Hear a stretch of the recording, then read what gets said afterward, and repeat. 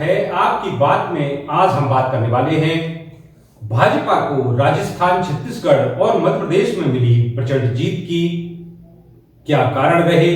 साथ ही हम आपको दिखाएंगे कि हाल ही में केंद्रीय मंत्री ज्योतिरादित्य सिंधिया ने अयोध्या में दौरा किया और वहां निर्मित होने वाले एयरपोर्ट की समीक्षा बैठक ली। तो सबसे पहले हम बात ये लेते हैं 3 राज्यों में मिली भाजपा को प्रचंड जीत की, जिसे कोई मैजिक, कोई भाजपा तो कोई कार्यकर्ताओं की जीत बता रहा है।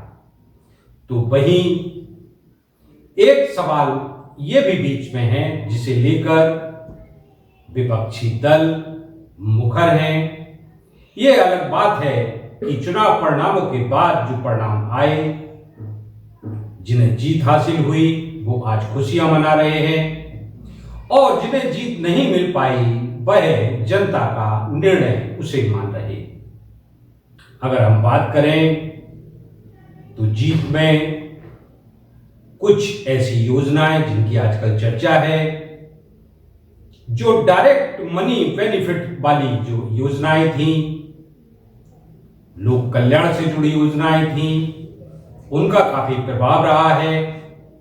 तो वहीं दूसरी ओर विपक्षी दल के एक हाल ही में जीते विधायक ने, सुनते हैं, अपने वादे अनुसार काला टीका लगाकर बात तो उन्होंने काला मुंह करने की थी कि अगर 50 सीटें आती हैं तो वह काला मुंह करेंगे।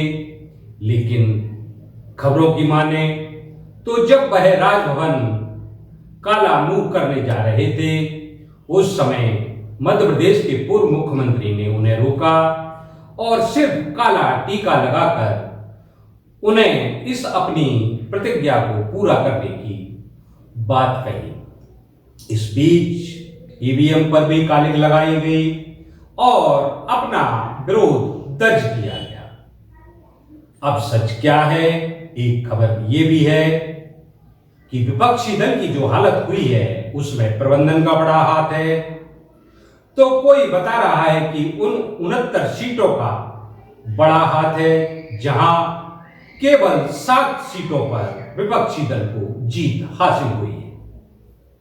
अब हम आपको दिखाते हैं कि भारत सरकार के केंद्रीय उड्डयन और इस्पात मंत्री ने मर्यादा पुरुषोत्तम श्री राम इंटरनेशनल एयरपोर्ट अयोध्या पहुंचकर निर्माण कार्य की समीक्षा की और जल्द से जल्द उसे पूर्ण करने के लिए अपने विभागीय अधिकारियों को निर्देश दिए। इस मौके पर उनके साथ केंद्रीय मंत्री वीके सिंह और उत्तर प्रदेश के मुख्यमंत्री योगी आदित्यनाथ भी साथ थे। ये सही है कि श्रीमद ज्योतिरादित्य सिंधिया विगत 15 वर्षों से मध्य प्रदेश की खाक छानते रहे हैं और इस चुनाव में भी उन्होंने ताबड़तोड़ सभाएं करके भाजपा के पक्ष में माहौल बनाया,